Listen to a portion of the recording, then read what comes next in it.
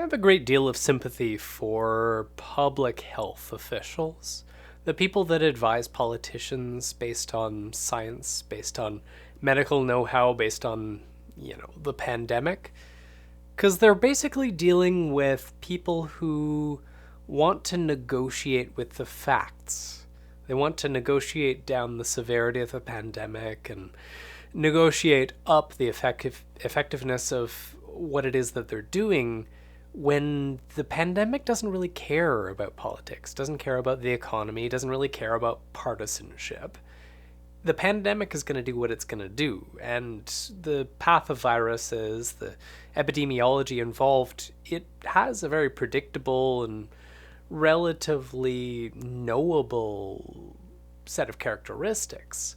In Ontario, we've apparently decided we're going to do a 4-week emergency break, which is to say that we're going to the gray lockdown mode for 4 weeks.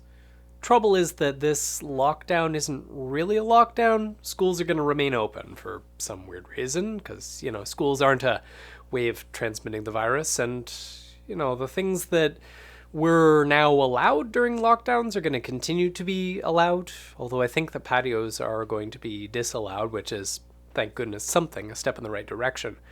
But the problem is 4 weeks is not long enough to eliminate this outbreak. We're right now at the state where our intensive care units are basically reaching capacity. They're as much at capacity as they've ever been, and that's probably going to increase in the coming days. We're probably in some pretty serious trouble here. If we do lock down now, like if we go back into complete lockdown, a stay-at-home order, at this point, we'll probably be able to weather it, but this isn't a complete stay-at-home order. This is an emergency break, whatever that is.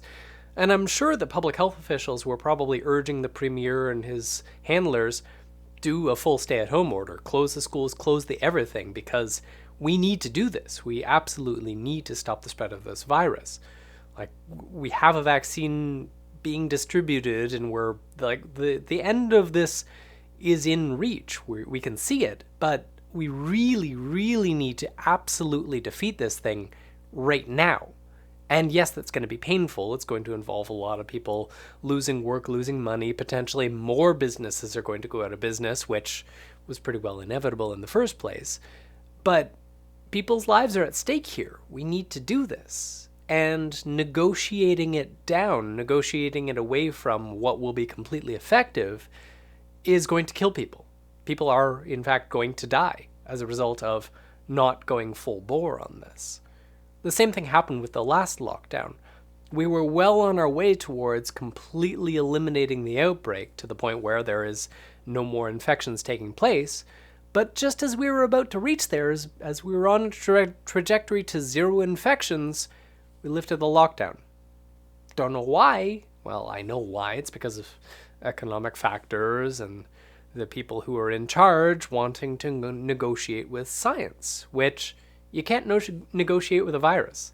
The virus is going to do what a virus is going to do because that's what viruses do. As soon as you lift the lockdown, as soon as you get people to be near one another again, it's gonna spread. It's no surprise to anybody. Shouldn't be a surprise to anybody. But here we are.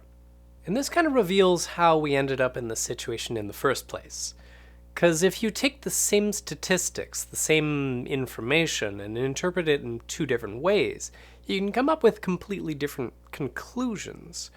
The virus itself, has a fairly low fatality rate, but that doesn't mean that it's not a concern. The infectiousness of it and the other effects that it has other than killing people are significant. They are something that we should not be discounting. The amount of lung damage, pulmonary damage, like neurological damage, I think I got neurological damage from it, and other things, like this is not something that we want to have running rampant regardless of what the fatality rate is. And also there's a bias about large numbers, that if we think of it in terms of, it's only a 1% fatality rate, but then you have like a lot of people infected, that's a lot of people who've died and or been maimed and or been permanently damaged by this virus. And yes, the effects of lockdowns, the effects of various pandemic control measures, is a significant concern. There have been people that have been negatively impacted by the attempt to control the pandemic. The various businesses that have gone under, the various people that have just gone broke because they can't work, because they can't make money, they can't do the things that they do, not to mention the psychic effects. And yeah, I think we're all kind of feeling that because, man, I'm really not looking forward to another 4-week lockdown. And like, yeah, these are real things. These are real concerns. These are real problems. And as I mentioned in my last video, like, this is something that we also need to be very wary of. We've done a lot of giving up of our civil liberties in order to control this pandemic. But when the pandemic is over, we want those liberties back. And we need to be very wary about attempts by states or non-state actors to maintain this state of exceptionalism that we're finding ourselves in now. But this is all the more important to make the state of exception be actually effective, to make it actually solve the problem that it's actually setting out to solve. And, well, these half measures just aren't going to do it. So I feel for the people that are trying to advise our politicians, for the people that know what the virus is doing and are trying to advise doing the right thing and not being listened to. People like Anthony Fauci, who had to deal with, well, you know who for most of the pandemic so far. Like, he's been screaming into the wind, screaming into the void mostly, and so have the rest of us who know what's going on. And it's really hard. It's a difficult job to do, and they're not getting a lot of help. So, for you public health officials, my heart goes out to you. For you who are going to have to deal with 4 more weeks of a lockdown, which at the end of it, as soon as we lift the lockdown, we'll just be right back up to normal caseload again. It'll skyrocket once again, of course.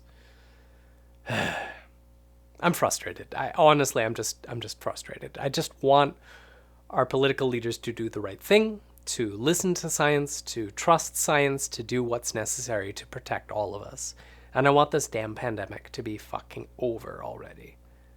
Anyway, I make videos daily, yada yada yada. I'm just pissed off right now, so excuse me. Check out these videos because they're a little bit better. Yesterday's video is a bit more coherent about this particular topic. And so I'll see you tomorrow.